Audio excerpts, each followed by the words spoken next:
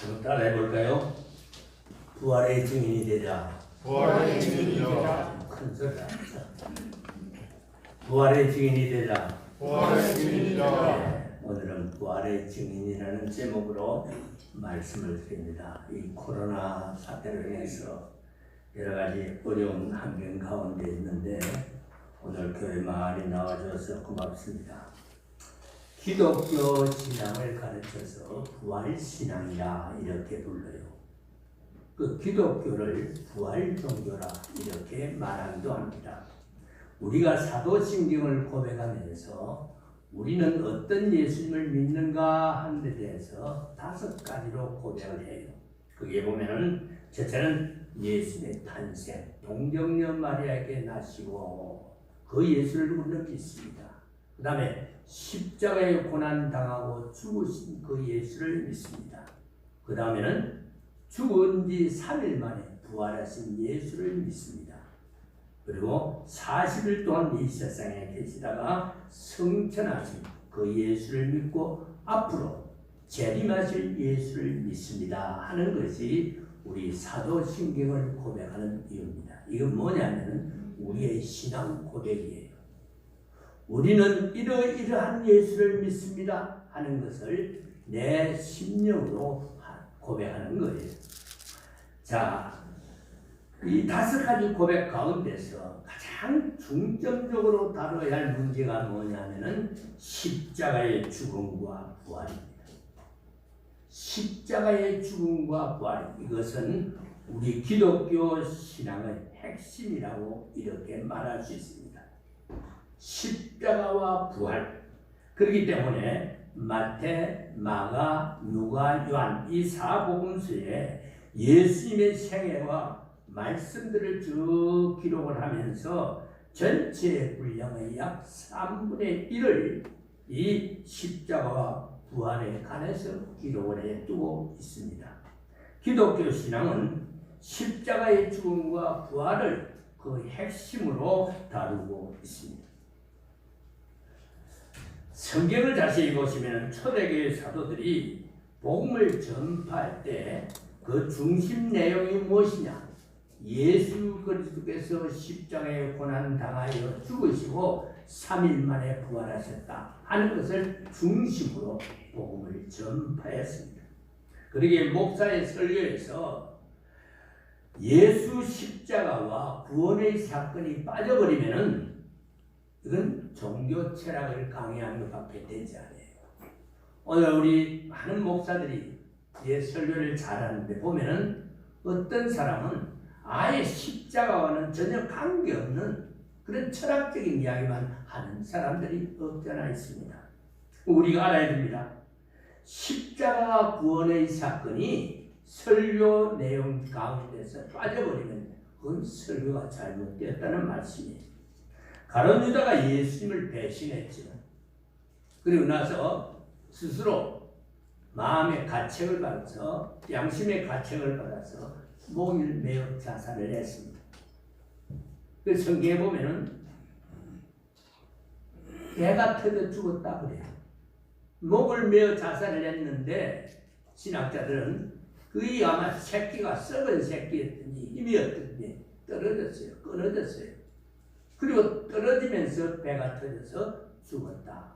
이렇게 해석을 할 수 있습니다. 자, 그런데 이 가룟 유다가 죽고 난 다음에 사도들이 가룟 유다를 대신해서 한 사람을 뽑아야 되는데 누구를 뽑느냐? 거기 보면은 예수의 십자가와 고난과 그리고 부활을 증거할 수 있는 사람들 가운데서 한 사람을 뽑아요. 이 사람이 사도행전 1장 26절에 나오는 마띠아라 이렇게 말씀합니다. 이처럼 예수님의 십자가의 죽음과 부활은 기독교 신앙의 중심입니다. 사도 바울은 고린도전서 15장 3절입니까? 15장 13절에 보면은 만약 그리스도께서 다시 살지 못하셨으면은 우리가 전파하는 것도 헛것이요 너희의 믿음도 헛것이라 이렇게 고백하고 있습니다. 기독교 신앙의 출발은 예수님의 부활에서부터 시작합니다. 그 정도로 부활의 신앙은 우리의 생활 중심의 중요한 부분을 차지하고 있다는 말씀이에요. 따라서 초대교회는 물론이지만은 오늘날 동방정교회, 소련 같은 데서는 주로 동방정교회입니다. 기독교가 그렇게 전파하죠. 동방정교회 같은 데서는 부활절을 아주 대단히 중요하게 생각합니다. 성탄절보다도 부활절을 더 중요하게 생각하고 더 성대하게 기념하는 것을 보게 됩니다. 거기에 비하면 서양교회나 그 다음에 서방교회나 우리 한국교회는 어떤 면에서는 성탄절을 더 중요히 여기는 경향이 없지 않나 하는 생각을 가지게 됩니다. 교회 유전에 의하면 부활주의를 준비하는 기간이 훨씬 길었습니다. 훨씬 더 엄숙하고 더 성대했다고 말합니다. 우리가 공동한 오늘 본문 말씀은 예수님의 부활을 첫 번째 목격한 사람들의 목격담을 기록하고 있습니다. 예수님은 십자가에 죽으신 날이 언제냐면은 어제 그저께 금요일입니다. 금요일 오후에 십자가에 못 박혀 죽으셨는데, 그리고 금요일 오후 늦은 시각에 예수님의 시신은 십자가에서 내려집니다. 그리고 아리마대 사람 요셉의 그 장기에 장사됩니다. 우리나라는 이 분봉을 하죠. 이 분봉을 하는데 이 유대 나라에 가보니까 거기는 토구를 팝니다. 토구를 파서 거기다가 매장을 해요. 그래서 밖에다가 큰 돌문을 딱 막고 해치를 내버립니다. 아무 손을 댈 수가 없습니다. 너무 큰 돌을 갖다 막았기 때문에. 그런데 예수님의 시신도 역시 아리마대 사람 요셉의 장기에 들어가서 거기서 분봉을 해가지고 어떻게 하냐, 밖에는 큰 돌을 갖다 막고 시멘트로 해치를 했는데 시멘트로 딱 막아버립니다. 그리고 로마 황제의 봉인을 찍어서 아무도 이 돌을 건드리지 못하게끔 만들었단 말이에요. 그리고 그 주변에 군인들이 있어서 예수의 무덤을 지키는 그런 경향이 있었습니다. 이러한 때에 예수께서 십자가에 죽으시고 장사된 지 사흘 만에 이제 부활하셨습니다. 오늘 주일 새벽에 부활하셨다는 말씀입니다. 평소에 예수님을 따르며 헌신했던 이 여인들이 이제 향로를 준비해가지고 무덤을 찾아갑니다. 그러면서 저들끼리 뭐라고 하냐면은 누가 우리를 위하여 그 돌문을 옮겨주겠느냐. 그러면서 염려하면서 저들이 그걸 갔는데, 가서 보니까 돌무덤에 쫓아오고 보니까 돌무덤이 열려 있습니다. 그 안을 들여다보니 거기 어떤 청년이 서서 이렇게 말합니다. 그 청년이 누구냐? 천사라. 성경 해석자들은 그렇게 말합니다. 뭐라고 이야기하냐면은 예수는 살아나셨고 여기 계시지 않는다. 예수께서 너희보다 먼저 갈릴리로 가셨는데 너희가 거기 가서 배우리라 그랬습니다. 그러면서 여인들에게 가르쳐주고 있습니다. 예수께서 너희보다 먼저 갈릴리로 가시고 거기서 배우리라 하는 이 말씀을 깊이 우리가 생각하면서 부활의 역사를 다시 한번 생각하고 체험할 수 있는 시간이 되기를 소원합니다. 6절에 보면은 내용이 이겁니다. 그가 살아나셨고 여기 계시지 않는다 이렇게 말씀하고 있어요. 예수님의 부활은 하나의 상상이나 환상이나 누가 지어낸 이야기가 아닙니다. 역사적인 사실이고 실제적으로 일어났던 사건입니다. 예수의 부활은 진리가 거짓을 이기고 정의가 불의를 이기고 사랑이 미움을 이기고 빛이 어둠을 이기고 복음이 죄악을 이기고 생명이 마귀의 권세를 이긴다는 확신과 희망을 오늘 우리들에게 심어주고 있는 것입니다. 당시 예수님의 부활은 사실이 아니고 제자들이 꾸며낸 이야기라고 해서 여러 가지 전설들이 있습니다. 제자들이 예수님의 시체를 훔쳐가서 그리고 엉뚱한 데 갖다 두고 이제 소문을 낸 것이라고 하는 사람들도 있었습니다. 그러나 예수님의 부활은 역사적이고 실제적인 것임을 성경은 여러 곳에서 증거하고 있습니다.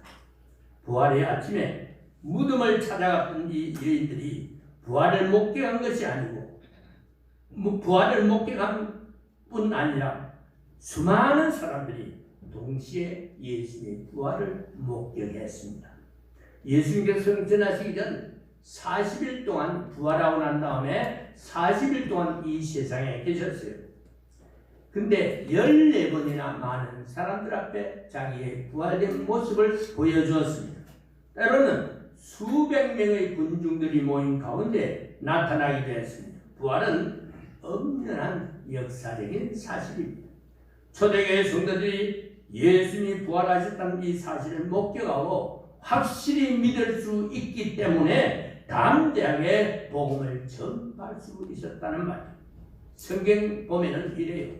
예수님이 돌아가시고 나서 이제 권능을 받고 너희가 권능을 받고 땅끝까지 복음을 전파하라고 했는데 제자들이 한 곳에 모였습니다. 모여서 무서워서 어찌할 바를 모릅니다. 그때 저들이 기도했습니다. 기도할 때 성령의 불이 임했습니다. 그리고 나가서 예수는 살아나셨다, 예수는 부활하셨다는 것을 담대하게 저들이 전파했던 사실을 우리는 보게 됩니다. 이때부터 처음 교회가 시작되었고 세계적인 선교의 역사가 이루어졌고 오늘날 세계 도처에서 예수 그리스도의 십자가가 높이 세워지게 된 것입니다. 오늘날 세계 각지에서 교회가 세워졌다는 것 자체는 예수님이 부활하셨다는 것을 우리에게 가르치고 있는 것입니다. 부활을 근거로 해서 십자가가 높이 세워지게 되는 것입니다. 첫 번째로 오늘 부활은 어떤 의미를 가지고 있느냐? 예수님이 하나님의 아들이심을 우리에게 증거하고 있습니다. 오랫동안 꿈과 전설로 이제 여겨졌던 수많은 신비들이 오늘 현대에 와서 보태주고 있습니다.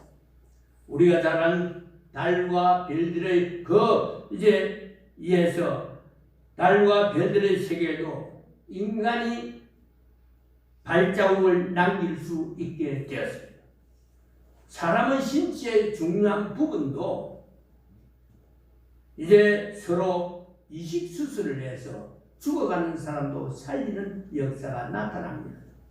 교통수단과 그리고 통신기술이 발달해서 세계가 작은 지구촌으로 다 변모되고 있습니다. 이러한 놀라운 발전에도 불구하고 여전히 해결하지 못하는 문제가 있다면 그것은 죽음의 문제입니다. 이 죽음의 문제는 과학으로도 권력으로도 그리고 무력으로도 기술로도 돈으로도 해결할 수 없는 문제입니다.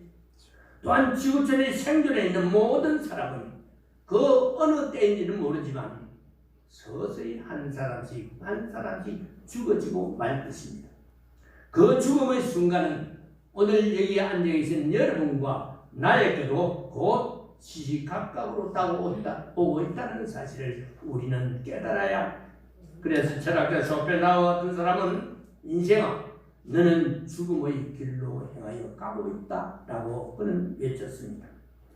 그렇습니다. 사람은 누구나 죽음을 면할 수는 없습니다. 그럼에도 불구하고 사람들은 몇백 년을 살아갈 것 같이 욕심을 부립니다.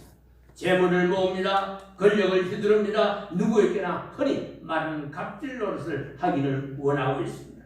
우리가 알아야 합니다. 아무리 힘센 장사라도 아무리 건강한 체구를 가진 사람이라도 권력가라도 돈 많은 사람이라도 지위 높은 권력을 가지고 명예를 누리는 사람이 있다고 할지라도 이 사람도 죽음을 면할 수는 없습니다.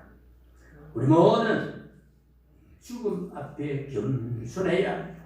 죽음이 있다는 사실을 깨닫고 우리는 겸손하게 살아가야 합니다. 히틀러도 죽었어요. 우리가 잘 아는 무솔린, 이태리 무솔린도 죽었습니다. 스탈린도 죽었습니다. 알렉산더 대왕, 징기스칸 다 죽었어요. 우리나라의 정치를 좌지우지하던 상김씨도 다 죽었습니다. 그러면 누가 죽음의 이 한계를 벗어날 수 있느냐?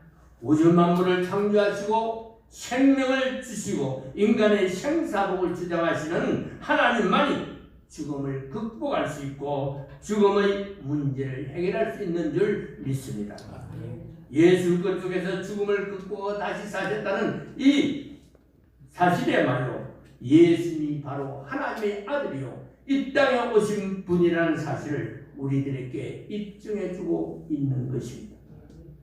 하나님 자신이 인간의 몸으로 이 땅에 오신 분이라는 사실을 우리에게 알려주고 있는 것입니다. 그러므로 우리는 예수 그리스도께서 부활하셨다는 이 사실 속에서 예수님이야말로 하나님의 아들이요 죽음의 문제를 해결하고 인류를 구원하기 위하여 하나님께서 직접 이 땅에 오신 분이라는 사실을 믿음으로 고백할 수 있는 여러분들이 되어야 할 줄 믿습니다. 두 번째는요, 예수의 부활은 진리가 반드시 승리한다는 사실을 증거하고 있습니다. 예수님께서 말씀하시기를 나는 길이요 진리요 생명이라 이렇게 말씀했습니다. 길이요 진리요 생명이신 예수님이 비참하게 십자가에 죽으심으로 그 인생이 끝이 났다고 한다면 이 세상은 비진리의 불의가 득세하는 세상이 되고 말 것입니다. 우리의 믿음도 헛것이 되고 말 것입니다. 그러나 죽음의 세력이 아무리 강하다고 할지라도 예수 그리스도께서 부활하심을 통해서 죽음의 세력을 물리칠 수 있다는 사실을 우리에게 확신시켜주고 있는 것입니다. 진리가 거시되어 승리할 수 있고 사랑이 면임에 대해서 승리할 수 있고 평화가 다툼에 대해서 승리할 수 있고 그 다음에 정의가 불의에 대하여 승리할 수 있다는 이 사실을 예수 그리스도의 부활을 통해서 우리들에게 가르쳐주고 있습니다.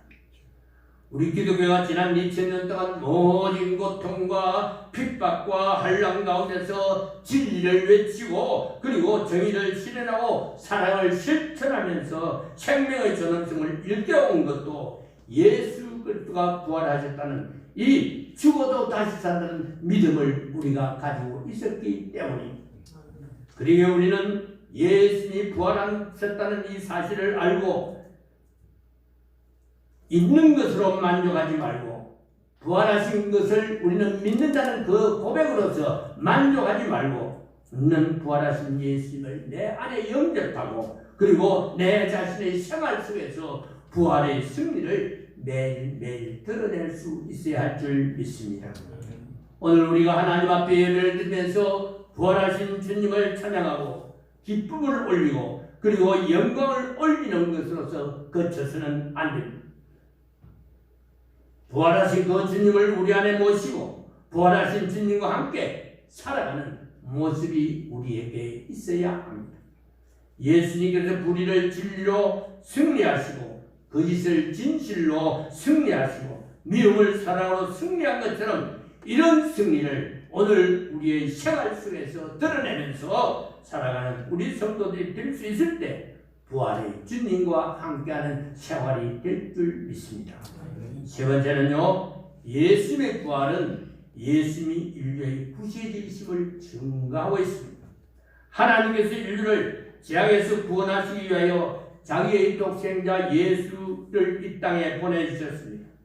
인간 자신이 구원할 수가 없습니다.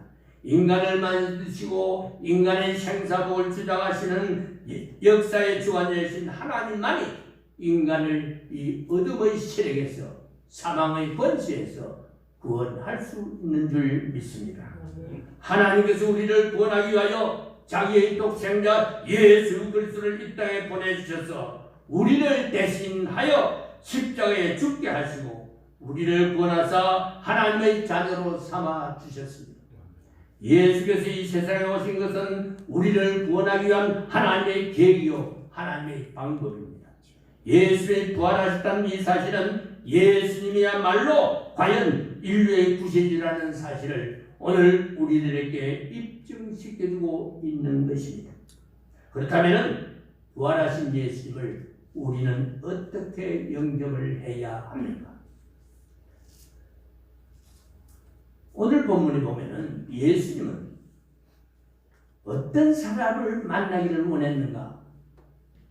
7절에 보시면은 예수께서 너희보다 먼저 갈릴리로 가셨나니 너희가 거기서 배우리라 그랬습니다.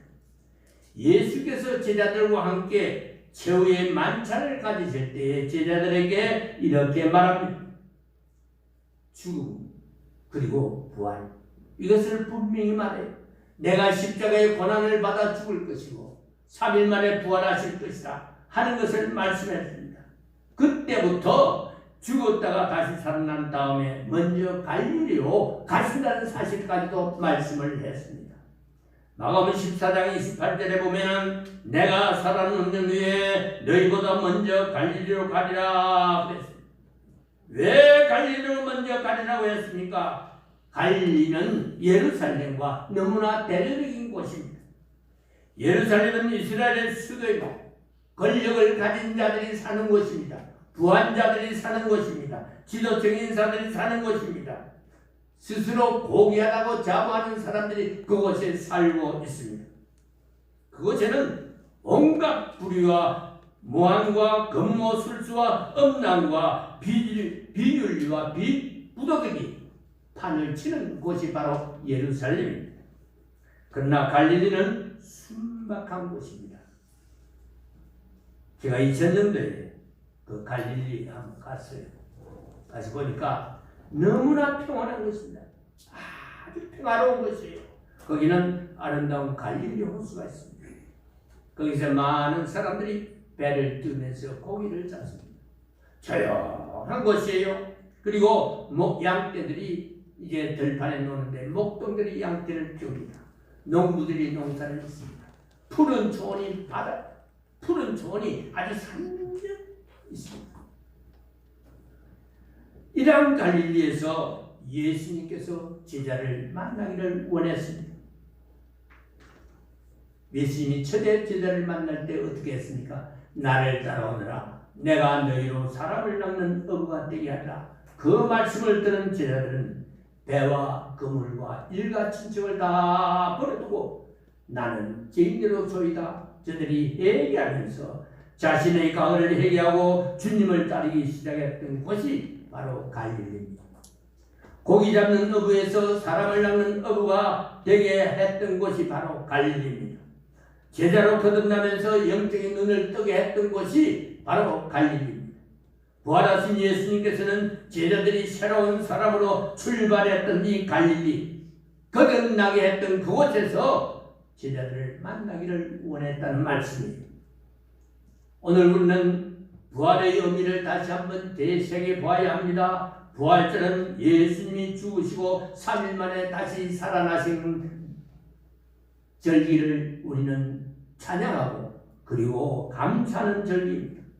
예수님이 죽으신 후에 제자들은 두려움으로 떨고 있을 때에 부활의 주님을 만나고 제자들은 나가서 예수 다시 살렸다고 저들은 외쳤습니다.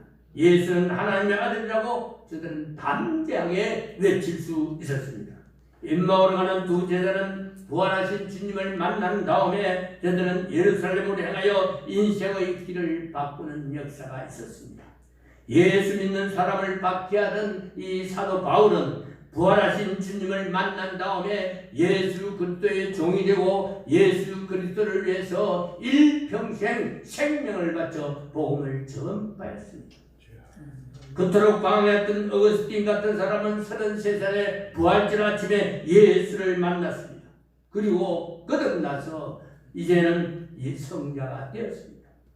150년 전에 언더우드 아펜셀라 두 목사님은 부활주일 아침에 한국에 첫 발을 내딛습니다. 인천항에 처음 내리면서 어둠에 잠겨있던 한국 백성들에게 복음의 빛, 생명의 빛을 비춰주었습니다. 이처럼 부활절은 새로운 출발이요 거듭남이요 새로운 삶의 시작이라고 할 수 있습니다. 부활의 주님을 영접한 우리는 어떻게 살아야 하느냐? 여러분 부활절 아침에 예배 드리면서 부활 주님 앞에 경배하며 찬양하는 것으로 끝나서는 아니 됩니다. 새 생명이 새롭게 부활되어 나왔듯이 내 삶이 새롭게, 내 신앙이 새롭게 부활되어야 합니다. 새로운 거듭남이 오늘 우리들에게 있어야 합니다. 이전에 지은 모든 죄를 회개할 수 있어야 됩니다. 지금까지 하나님 앞에, 사람 앞에 우리가 견긋지 못한 것을 다 끊어버리고 새로운 인생의 길로 우리가 이 부활절 아침에 출발할 수 있어야 합니다. 십자가의 사랑을 다시 한번 우리는 실천해야 합니다. 부활의 생명을 받기 위하여 우리는 하나님 앞에 기도해야 합니다. 모든 생활 속에서 새로운 출발이 있어야 합니다. 예수와 더불어 살기로 했으면 예수와 더불어 죽기로 결단하고 다짐하고 나아가야 합니다. 제가 어릴 때요, 이야기를 하나 합시다. 너무 지루하니까. 초등학교 5학년 때에 6.25 사변이 났어요. 6.25 사변이 나서 이제 여름 방학에 있는데 참 피난가라고 막 외쳐요. 그래서 피난을 가는데 뭐 어찌할 바를 모릅니다.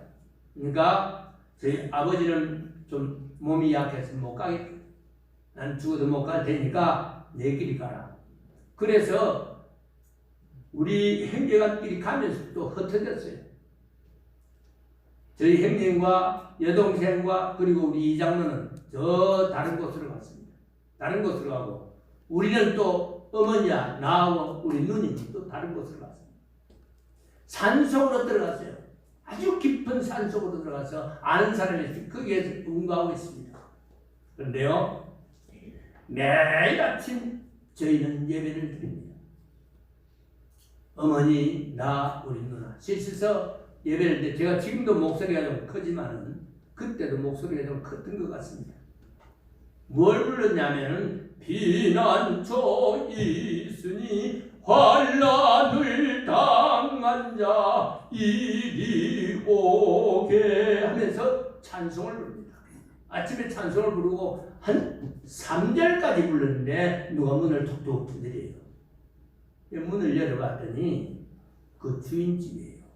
주인집에 사는 이야기가 지금 우리 집 앞에 마당에 인민군들이 와 있는데 여기서 찬송 부르면 어떡하려고 우리끼리 죽을 필요가 있냐고 그런단 말이에요. 찬송 부르지 말고 그냥 기도만 하고 끝나라고. 근데 4절까지 다 불렀습니다. 근데 제가 무슨 말을 했냐면은 제 어머님이 돌아가실 때까지 그 이야기를 해요. 죽으면 죽지 뭐 그거 겁을내. 그러면 또 찬송을 불렀어요. 그런데요, 참 놀라운 일은 바로 막 그 집이 크니까 마당에 인민군들이 와 있는데 그들은 찬송소를 못 들은 것 같아요. 들었으면 우리가 죽지 않겠어요? 한 장을 부르고 또 불렀어요. 또 불렀는데도 그런 기적이 없어요. 그래서 그날 우리가 하나님이 살아계시구나. 하나님이 살아계셔서 저들의 길을 막아주었구나 하는 확신을 가지고 있었습니다. 아마 그 믿음을 보시고 하나님이 못된 나를 목회자를 세우지 않았나 하는 생각을 가끔 가질 때가 있습니다. 여러분, 우리가 믿음으로 살아갈 때 우리 생활 현장에서, 가정생활에서, 우리 직장생활에서 기적이 일어납니다. 변화가 일어납니다. 축복이 일어나는 것입니다. 피난생활의 그 어려운 가운데서도 하나님을 찬송하면서 하나님께 우리의 생명을 맡겼더니 하나님이 우리를 안전하게 보호해 주시고 지금까지 건강하게 생활할 수 있게 주신 하나님께 감사를 드릴 때가 한두 번이 아닙니다. 부활하신 주님과 함께 살면서 부활의 승리를 드러내고 삶의 변화가 우리들에게 있어야 합니다. 부활의 주님을 만난 제자들이 어떻게 했습니까? 복음을 전파했습니다. 성도 여러분, 요즘 코로나19로 인해서 우리의 보편적인 생활이 다 무너졌습니다. 여러 가지 제약을 받는 일들이 많이 일어났습니다. 원치 않는 일들이 우리에게 많이 일어났습니다. 이럴 때 여러분들은 무엇을 생각합니까? 아주 간단한 거 하나 생각해 보세요. 우리가 보편적으로 사람들을 만나서 이야기하고 그리고 대화를 나누고 같이 식사를 하고 하던 때가 얼마나 행복했는가를 우리가 깨닫게 됩니다. 또 하나는 왜 그때 그 행복을 우리가 깨닫지 못했을까? 우리가 지금 생활하고 있는 것이 얼마나 행복했는가? 그것을 왜 깨닫지 못했는가? 우리 자신이 얼마나 어리석은가를 다시 한번 깨달을 때가 있을 것입니다. 그렇습니다. 우리가 주님을 떠나서 생활하는 것이 즐거운 것 같고 주일날 교회 나가지 않는 것이 평안할 것 같았지만은 여러분 경험해 보니까 어때요? 뭔가는 우리의 가슴 속에 엉어리가 져가지고 이거 풀을 길이 없었잖아요. 저도 그랬습니다. 그래서 지난 일주일 동안 제가 하나님 앞에 나왔습니다. 매일 오후에 나와서 하나님 앞에 기도했습니다. 눈물을 뿌리면서 우리 성도들의 가정을 위해서 여러분의 이름을 부르면서 하나님 이들을 붙들어 주시옵소서. 믿음을 더하여 주시고 이들의 삶 속에 축복이 임하게 해 주시옵소서 하면서 간절하게 기도한 적이 있습니다. 여러분 이제 코로나는 질병도 곧 끝이 날 것이라고 생각되어집니다. 힘을 내시기 바랍니다. 우리 생활 속에 조금 불편한 일이 있더라도 자신을 위해서 우리 가정을 위해서 이 사회를 위해서 기도하면서 조금만 더 참고 부활의 주님과 함께 동행하는 여러분이 되기를 바랍니다. 여러분 예배를 마치고 나갈 때 혼자 나가지 마시고 부활하신 주님을 내 마음속에 모시고 나가시기 바랍니다. 부활하신 주님과 함께 교회 밖으로 나가셔서 가정으로 가시고 사회로 가시고 직장으로 가셔서 부활의 주님을 증거하는 생활이 다시 한번 일어나기를 바랍니다. 부활하신 주님은 갈릴리로 찾아가셔서 제자들을 만났듯이 이 부활의 주님께서는 지금 이 시간 가난하고 힘이 없고 그리고 사회적으로 자랑할 것이 없는 우리들에게 지금 찾아오셨습니다. 그리고 우리 가운데 계셔서 우리와 함께 하기를 원하시는 줄 믿습니다. 우리와 함께 동행하기를 원하는 그 주님과 함께 남은 생애를 살아가면서 우리가 예수 그리스도는 살아나셨다고 고백하고 간증하면서 날마다 저 높은 곳을 향하여 단박질하는 우리 모두가 되기를 주의 이름으로 축원합니다. 살아계신 아버지 하나님, 부활의 주님을 모시고 살아가는 저희들 되게 해주시고 예수 그리스도는 우리 위하여 십자가에 피 흘려 죽으시고 사흘 만에 부활하신 우리의 구절한 사실을 고백하고 증거하면서 생활하면서 살아가는 저희들이 되게 해 주옵소서. 예수 이름으로 기도하옵나이다. 아멘.